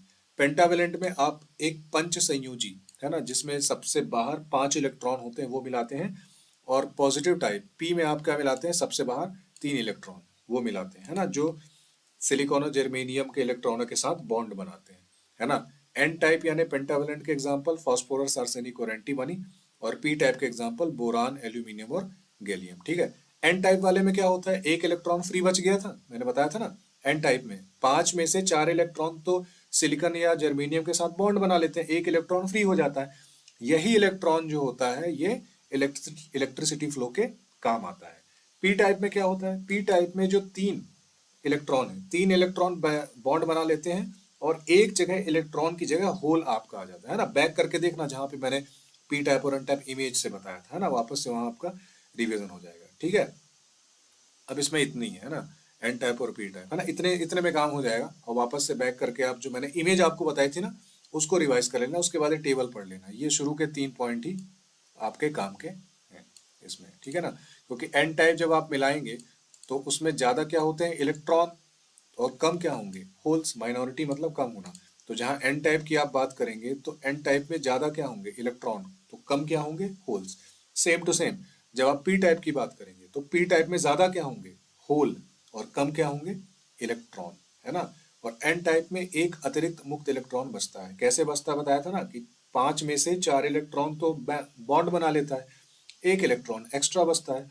और पी टाइप में क्या होता है, एक इलेक्ट्रॉन की कमी हो जाती है। जो 4 का बॉन्ड बनाया था ना, एक जगह खाली छेद मैंने आपको दिखाया था कि 3 जगह तो बॉन्ड बन गया, लेकिन एक जगह जो है वो खाली जगह बच गई थी, वो होल की जगह थी, ठीक है। तो ये होता है एन टाइप और पी टाइप के अर्धचालक।